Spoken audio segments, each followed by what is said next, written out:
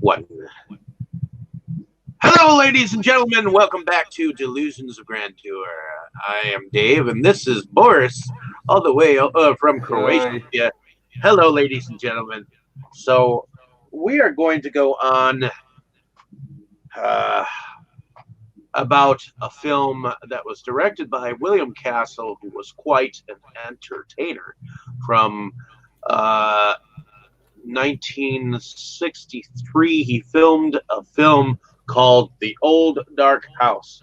And I have it here on this William Castle collection, among such films as 13 Frightened Girls, the original 13 Ghosts, Homicidal, Straight Jacket with Joan Crawford, The Old Dark House, Mr. Sardonicus, my favorite out of the bunch, The Tingler, and Zots.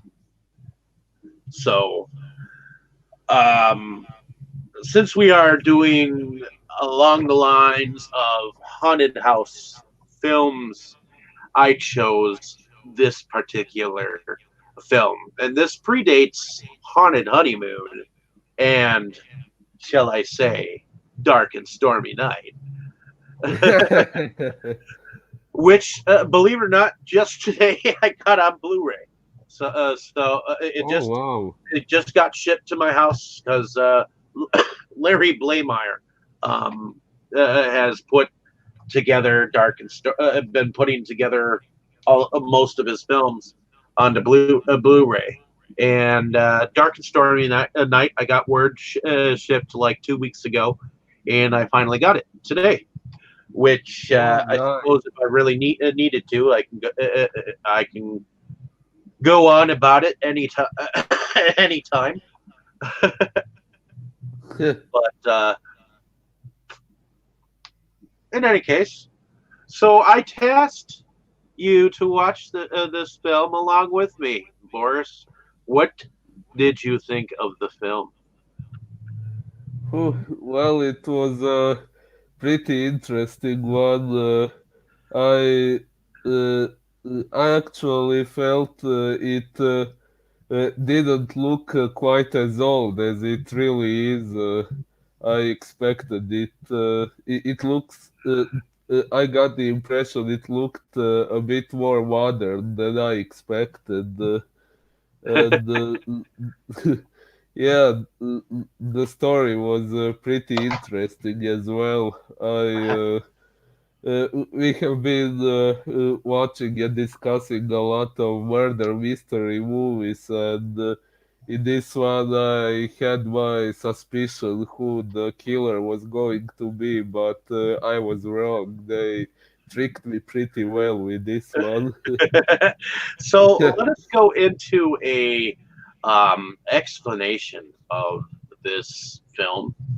Um, so in England, an American car salesman ends up spending a stormy night at the mysterious and deadly mansion of a client's family. Uh, So, um, we have Tom Poston playing a Mr. Tom Penderell, and he has brought, since he is a car salesman, a new car, a convertible, to a client who just so happens to be his roommate as well, because evidently he works during the day and he does stuff at night. And he brings him to a behind the scenes poker game, which um, we have Casper, I believe his name is Casper uh, Theft, which is his yeah, friend, yeah. who is played by Peter Bull. And he's kind of an interesting character, wouldn't you say?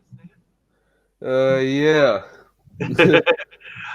I was first introduced to this this particular film when I picked up the set.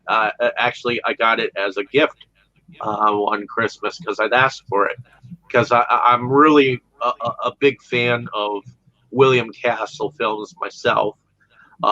Being a fan of The House on Haunted Hill, which was the first film that actually got me into his work. And then um,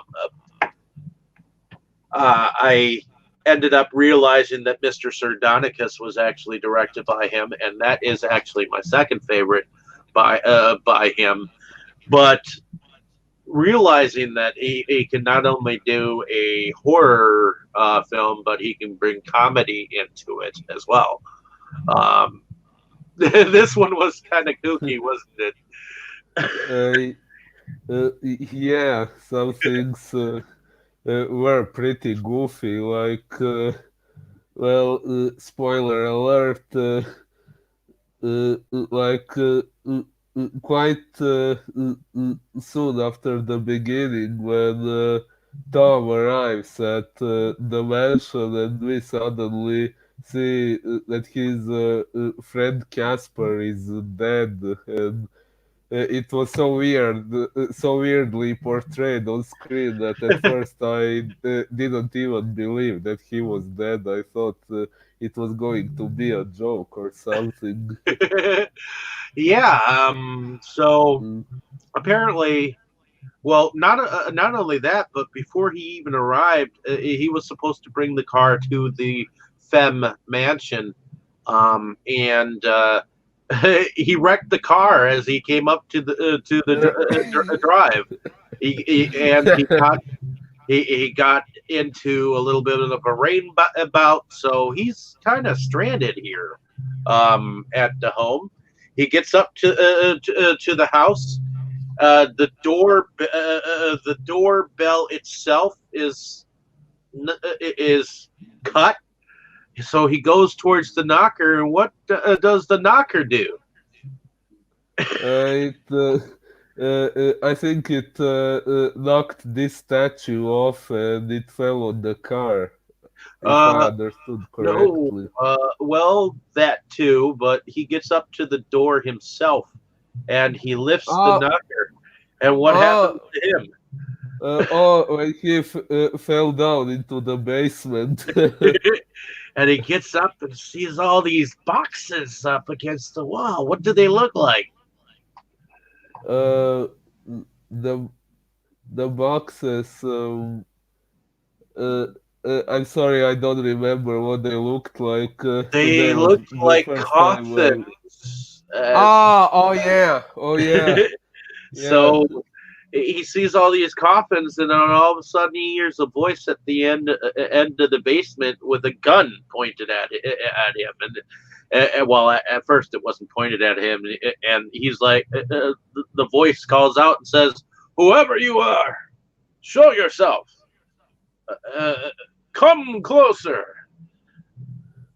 Eh, yeah, And that he's was like, "No, sir, I don't think I will." And then the gun points at him, and he's like, "Okay, I think I okay. will." Eh, yeah. And that's Uh, how he's introduced to one of the femmes. I believe it would be uh, Uncle Femme, or uh, one of the uncles, or think his father.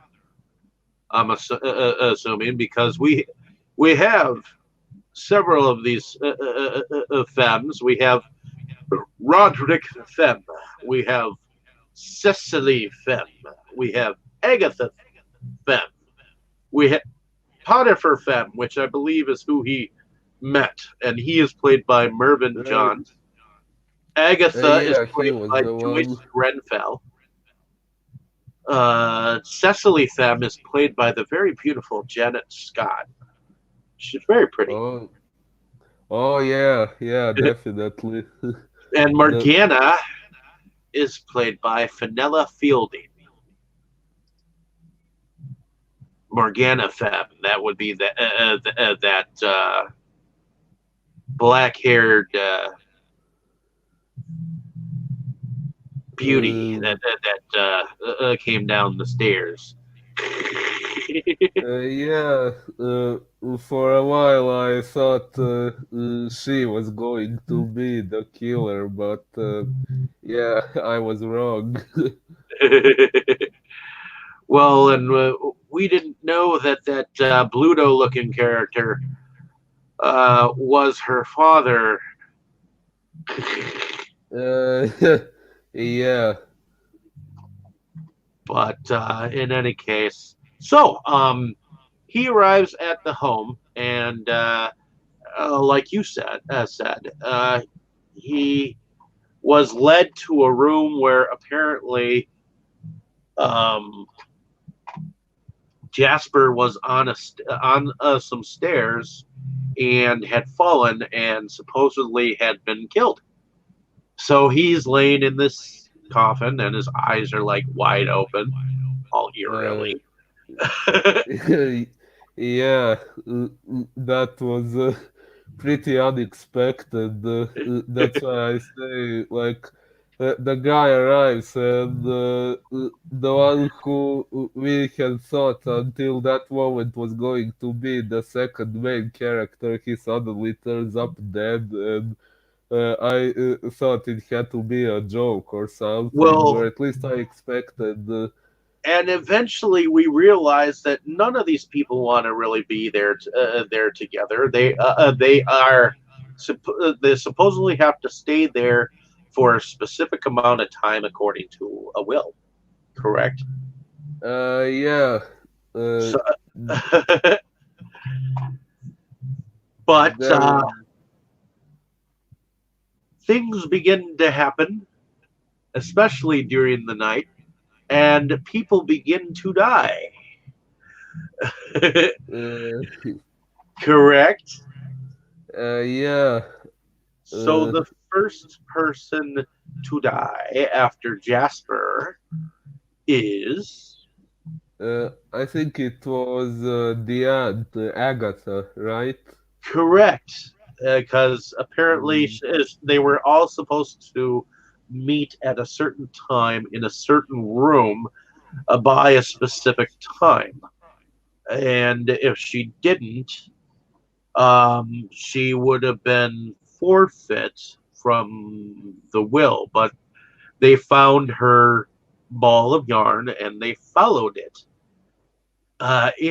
Around, and it was kind of funny how they all filed single file behind each other just to follow this yarn to to a room down the hall.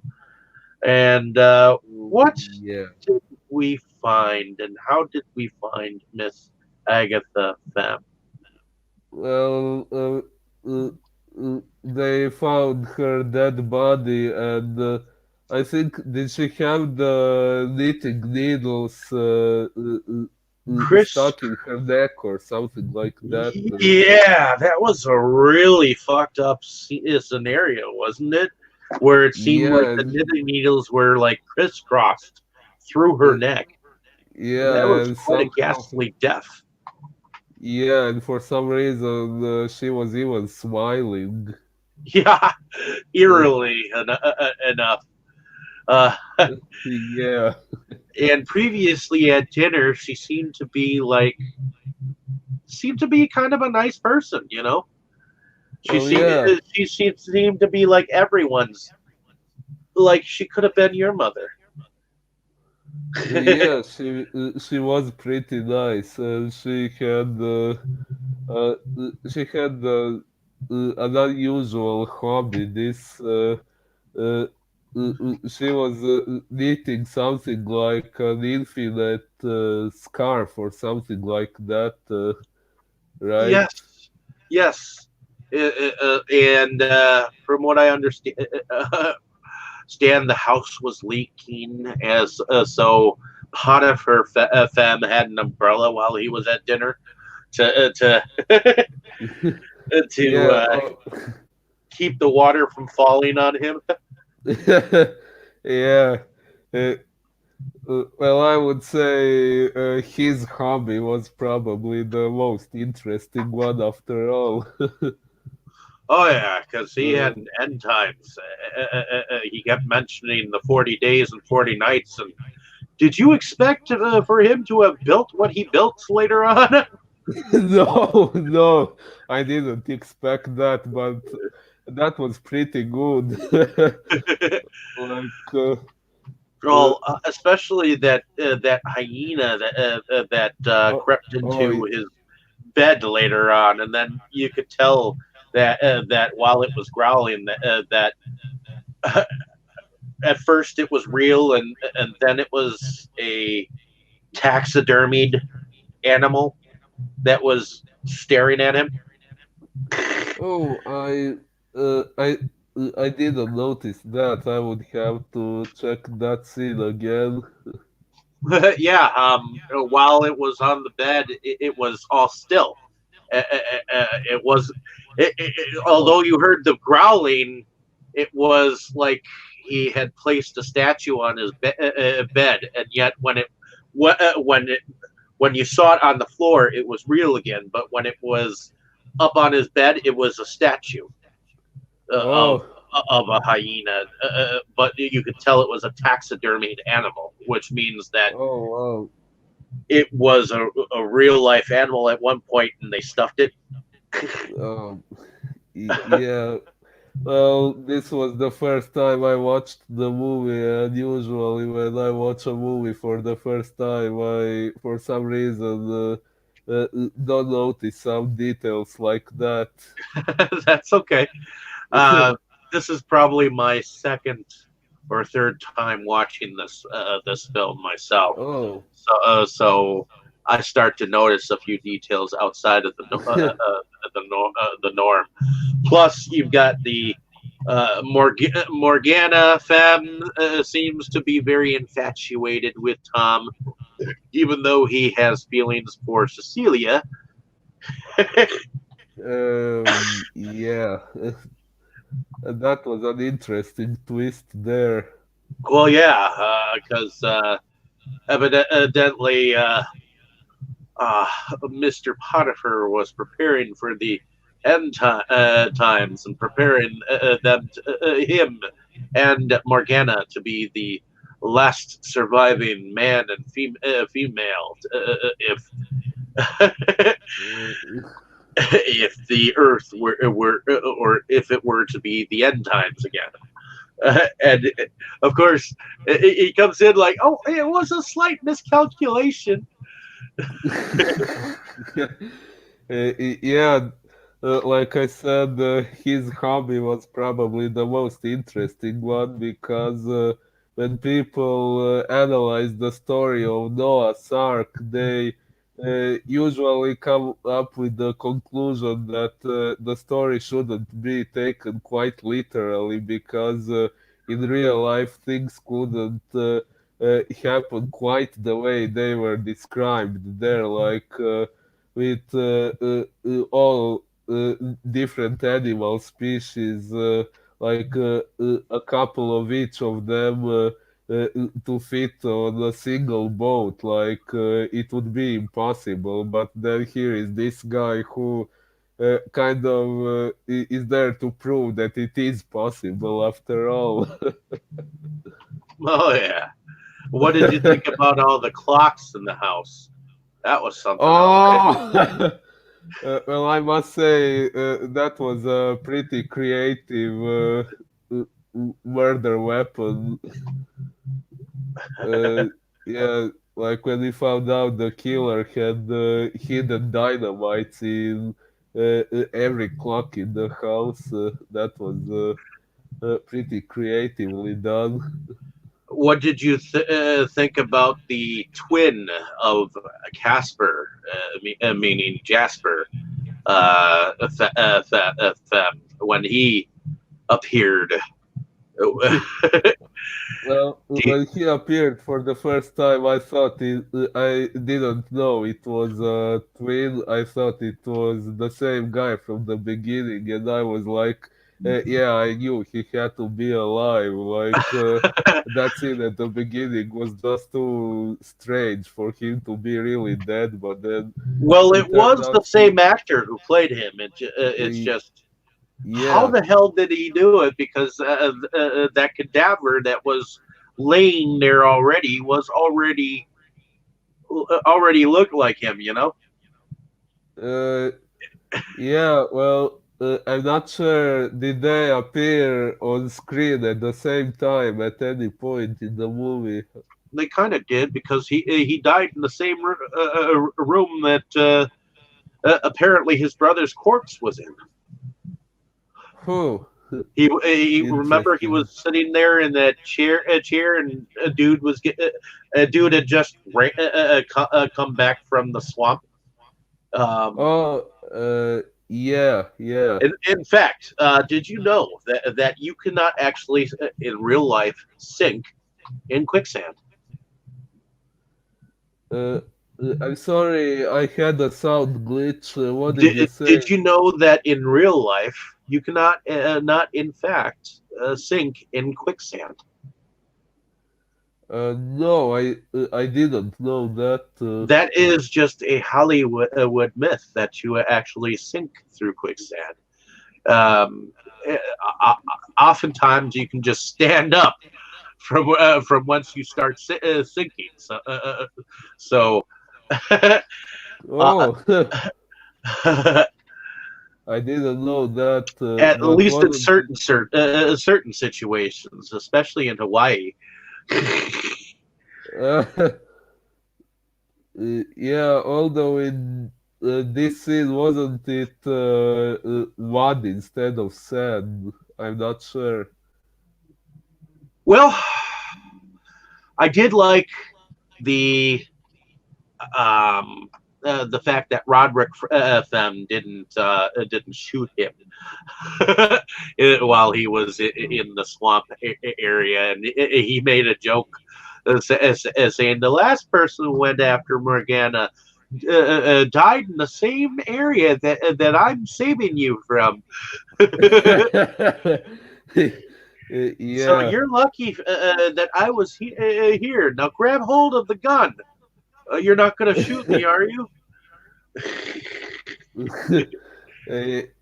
Yeah, that would be a pretty scary situation if that was real. Well, he thought that he was shooting at him when he was in fact shooting at the other guy Uh, because he can get quite mad supposedly because of Morgana. He's quite protective over Morgana, and uh, we didn't figure out that he was in fact her father until like later. I don't think. Wait, wasn't her father the other guy, Morgan?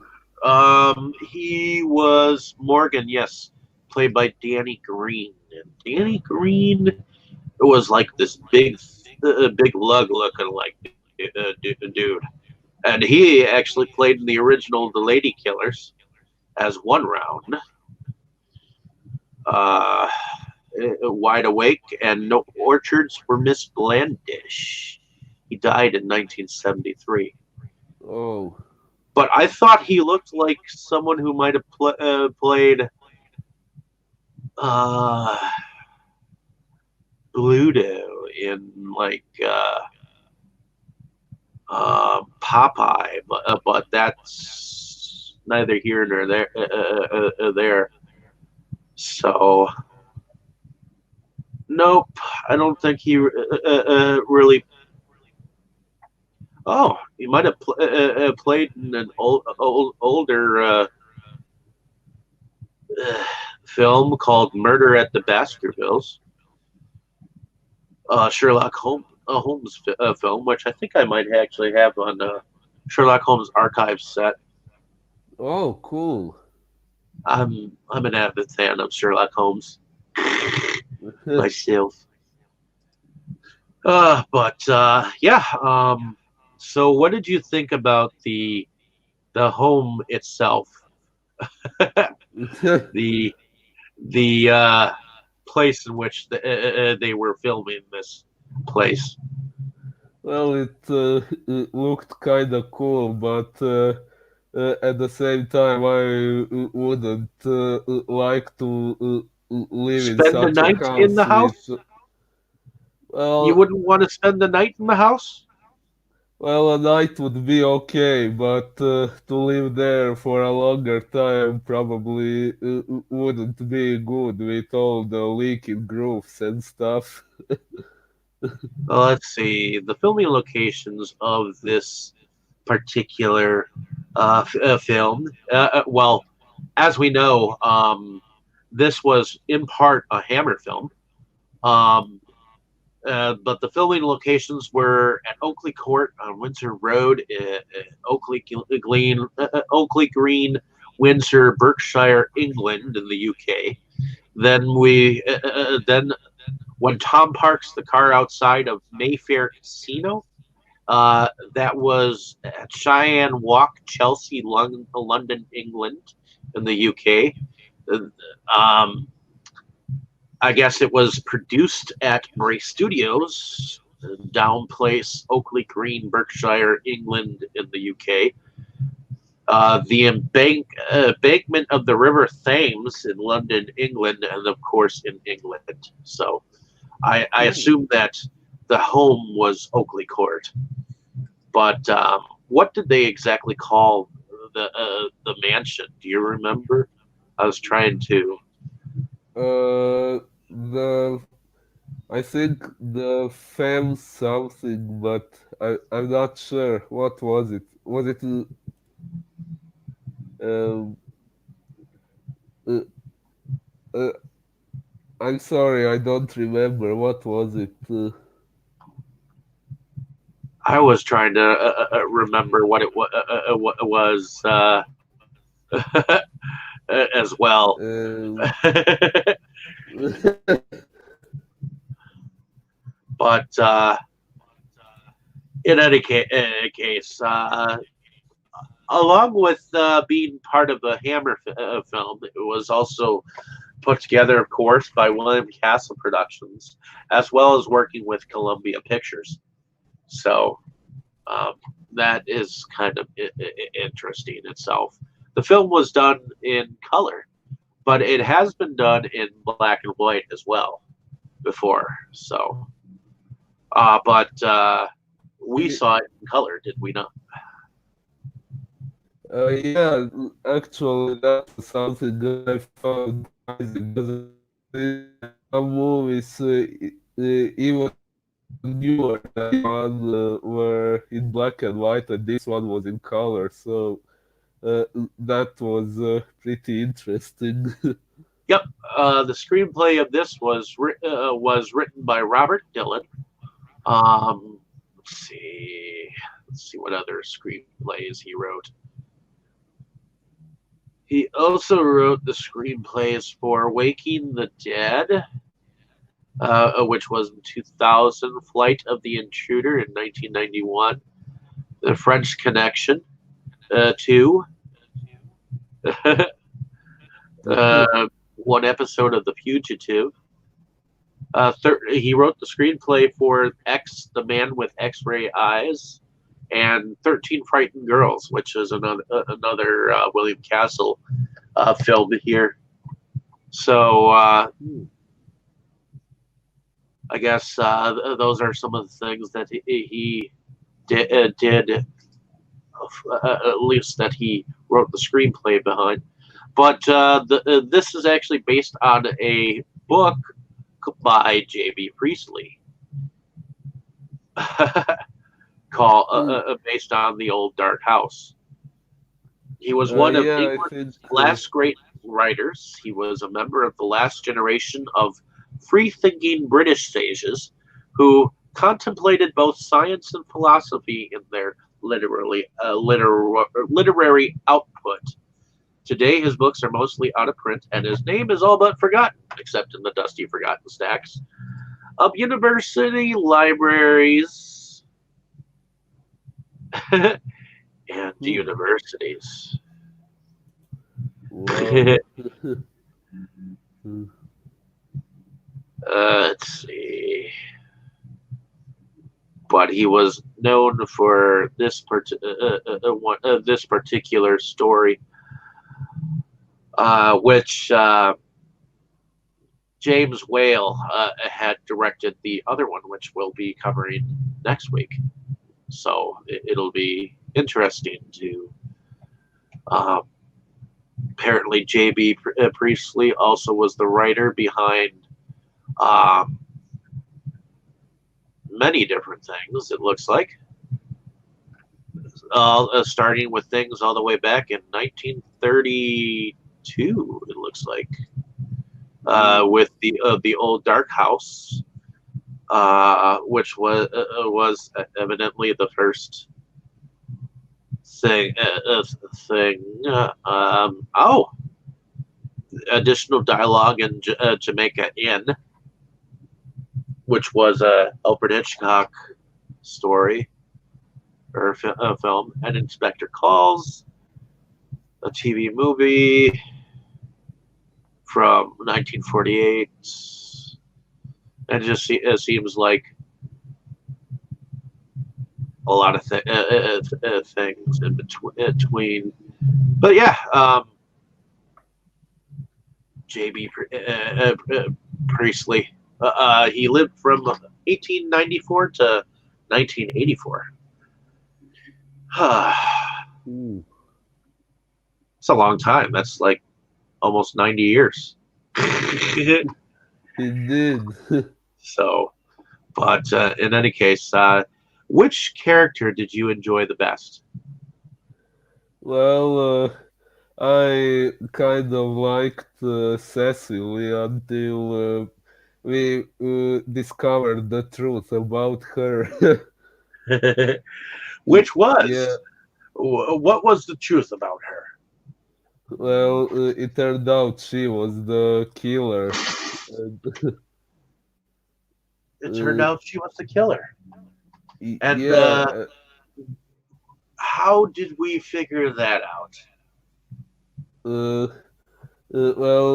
Tom, every time someone was killed, they heard a recording of what appeared to be Casper's voice, but then Tom eventually figured out that it was a recording of a woman's voice, just slowed down to sound like a man's voice, and. At that point, Cecily appeared, and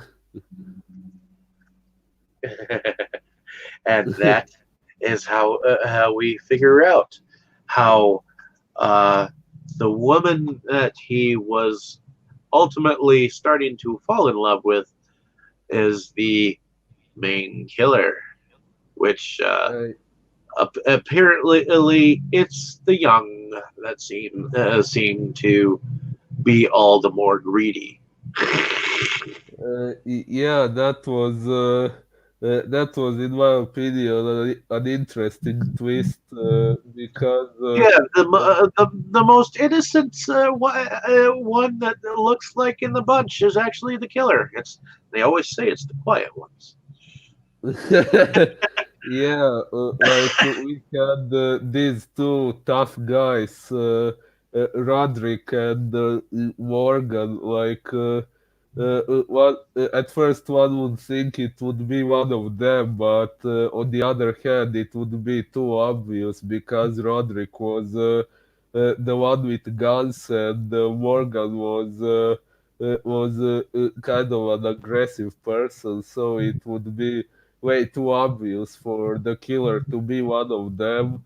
But then there was Morgana, who I thought could be the killer because uh, she was a bit eccentric and mysterious, and I think it would possibly be her. But for some reason, I didn't suspect Cecily at all.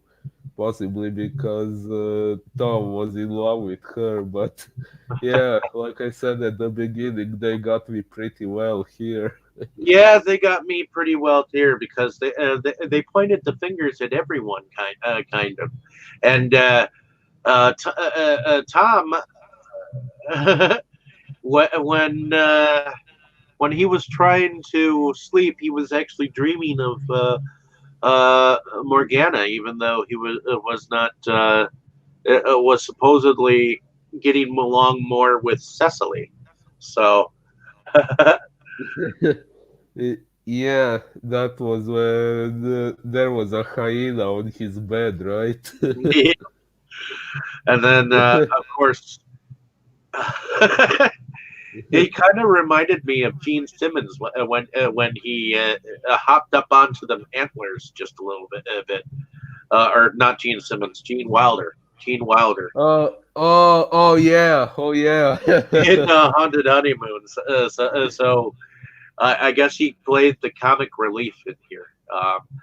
But I actually recognize Tom Poston as being the neighbor, Mr. Bickley, in Mork and Mindy, the television series that Robin Williams was on as an alien back in the 70s. So he's a little bit older there, but this is him a little bit younger here.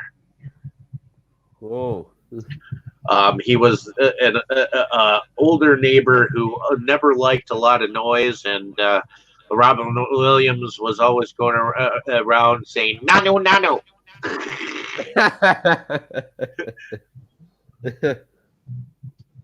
and he was always specifically referring to his because all of his alien presence was hatched. He was hatched from an egg. So he always had some egg jokes going around. I need to get that series. And it was hilarious for Robin Williams when he was younger. Yeah, it sounds funny. But in any case, you've never seen Mark and Mindy? Uh, uh, I'm not sure. Well, Mark and Mindy was a sitcom from the 70s to early 80s that was on. Oh, It kind of got Robin Williams' start in comedy, and it went for 3 years, and then Mark and Mindy kind of separated kind of abruptly. I think because he irritated the fuck out of his coworkers. But no, I haven't seen it. I'm sorry. but in any case, did you have a favorite scene that you may take from this film? Well, I think it would be the scene when we find out about Uncle Potiphar building an ark, and actually how far he got with that project, like already having the whole boat with so many animals inside. Uh, Yeah, that in was the pretty animals two interesting. by two. Yeah. But yeah, that was kind of spontaneous because he had him read from the scripture first, and then he was like, "Oh, look out that window! Oh, wait, you built an ark?" And he's like, "Yeah, look." And he's like, "Holy shit!" Yeah, that was pretty good. And then, of course, he gets there, and he's like, "Well, this is your room." And then, of course, the seal goes in right before they leave, and he sees the face of Morgana on the seal, and it's like, "Arf, arf." Oh yeah, yeah, that was pretty good. And then, of course, when he says something funny, the seal kind of nods to him like, "Yeah, he's stupid." So Uh, yeah, and it was funny when he managed to lock Morgan in a cage. yeah, that was kind of funny. And then, of course, he didn't have a key for it. And I think my favorite scene is when dude just goes over to the cage and just rips the fucking uh, Oh, bars straight off, and they're coming towards him menacingly because now he trusts him. He can actually talk to him. Morgana is free to be with him now. yeah. I kind of didn't expect that situation to end that way. Well, the whole family was kind of batty to begin with, so each one of them had Indeed. their own little quirks. And I think it's because they had to spend time with each other, just like in this pandemonium. Everyone Um, has to spend time with each other. And now, look what's happening. The people are starting riots. They can't deal with each other. um, No, I'm just kidding. But in any case, I know I can't really fully, you know, group them all into that kind of a group. But in any case, I just thought it was kind of hilarious that these people have to deal with each other for an extremely long time with this will put in order. How would you deal with that? Would you be able to deal with your family for until?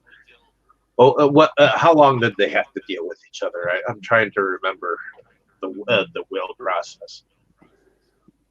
uh, I don't remember how long exactly they had lived with each other, but if I was in such a situation, like if I lived in such a dysfunctional family, I must admit I don't know how I would deal with the situation. I would probably Go prefer to mad. You might go possibly. mad. You might go biblical. You might go straight ass killer. A killer. Oh, he's a killer. Shoot him Well, down like a dog. well, no, I don't think I would kill anyone, but I would probably start spending more time in my room all by myself, and uh, uh, I would With those probably come. hyenas, dear boy. Shame on Oh, uh, yeah, that was a scary moment. you. Oh, the hyena coming in. Yeah. Yeah, and then of course when you heard the hyena cry, as it was echoing throughout the house. And of course, the growling was quite menacing too. So I guess I would have to say that's my second favorite scene. So Oh, yeah, it besides, was pretty good. I mean, it was an interesting tale, so to speak, and I'm curious how the older one. Um, normally we watch the first adaptation first, but we're going from this this tale to the beginning one and comparing them to each other next week. So, Yeah. and have we gone on about the House on the Haunted Hill yet? We haven't yet. Okay, then we will plan that one for the following week. Sounds good to me. So, uh, alrighty.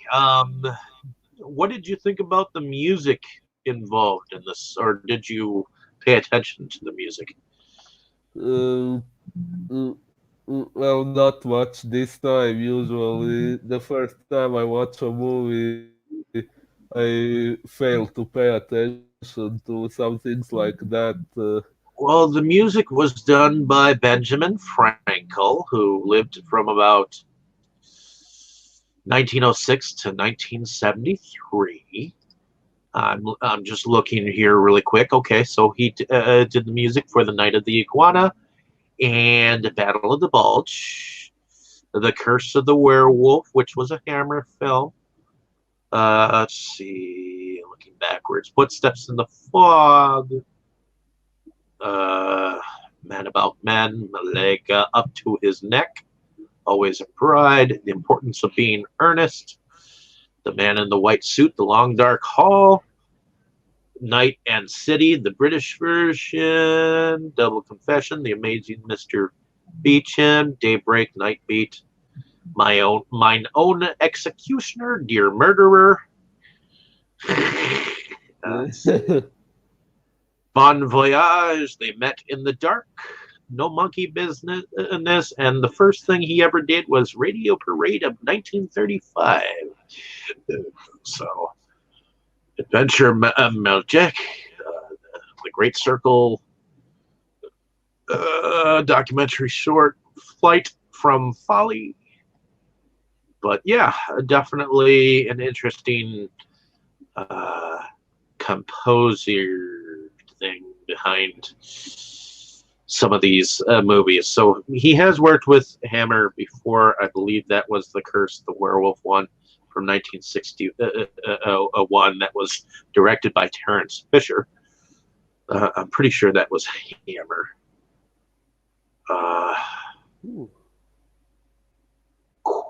If not, yeah, it was a Hammer film.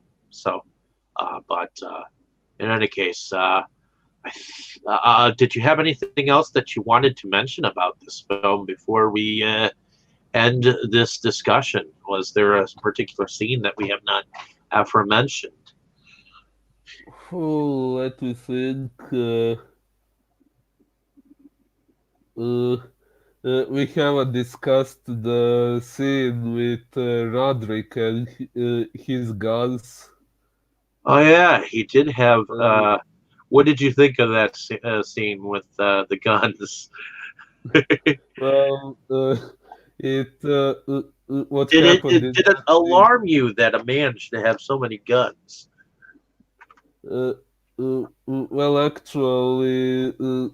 actually, not quite. When I saw it, the guns were his hobby. At that point, I kind of figured out he probably wouldn't be the killer, but Oh, I what I gave you didn't. what gave you that impression? He had all these guns.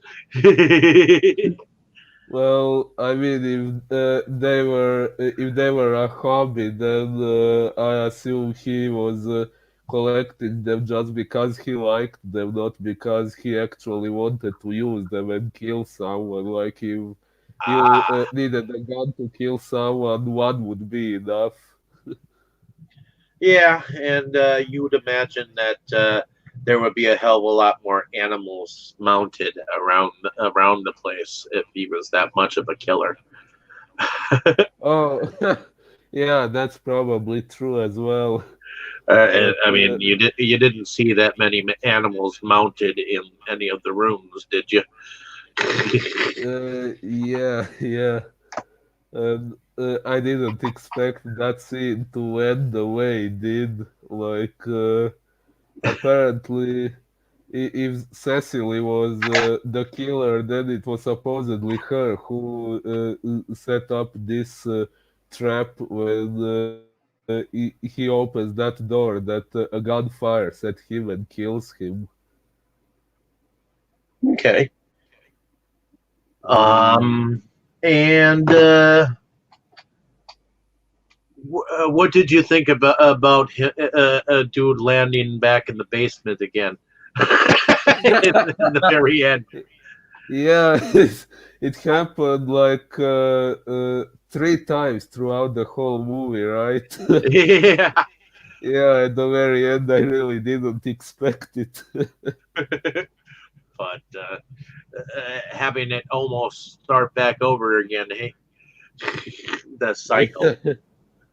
But in any case, ladies and gentlemen, this has been a discussion on the old Dark House from 1963. This is a readaptation of this particular story. We're going to be checking out the 1932 version, directed by James Whale, which is also based on J.B. Priestley's novel of the same name. So definitely going to check the film out. Both of these, thankfully, have been on YouTube, so that we can be able to check them out, and you can check them out in your own right too. Give them at least a one-time watch. I think this film was relatively entertaining. It was comical. Indeed. What did you think? Did you get a good laugh out of this film? Yeah, there were some pretty funny moments. What was the funniest moment in this film for you? Uh, well, we already mentioned a lot of them, but probably when Tom was looking for a key to free Morgana, but then her father came and just tore that door off. That that was probably the funniest moment. Okay. Um, my funniest moment probably would have been the part where he literally jumped off his bed from the hyena. And then my second one would probably be that door moment. So, and then Uh, my third moment would probably be when he fell into the basement one last time. uh, yeah, oh, and the statue falling on the car at the beginning. That was pretty funny. Um, I mean, it wasn't exactly his fault for doing that. Oh, and the fact that at the poker game, he told him, "Hey, you brought me bad luck," and then before he left, remember, you brought me bad luck. Yeah. And then, of course, he gets to the place and he's dead. And he's like, "Well, fuck this shit. I'm getting the fuck out of here." But in any case, thank you for listening, ladies and gentlemen. I don't think there's Yeah, anything thank you for more listening. that we can go on about this film, but definitely check the film out. It was definitely entertaining to watch. It Yeah, was, and I think this was an interesting discussion. What do you think? I agree. Yeah, the movie is worth seeing. I would recommend it too. I think before I spent the night in that home, I would rather like to fix the leaks first. I Yeah, I can deal with the cobwebs and all of that jazz. I just can't deal with a leaky home. uh, and with murderers. Well, Well, I can one deal with the murders murderer. just so long as it's not me, for that matter, and that I'm not the killer. Like I'm not the one getting up in the middle of the night being a sleepwalking murderer. Yeah. But in any case, ladies and gentlemen, it has been a pleasure. Thank you for listening and have a great day, evening, and morning wherever you are. Hopefully, you enjoyed listening to our ramblings about this old dark house. Uh, yeah, Yeah, thank just you don't all. get caught in any rain anytime soon. Oh, indeed.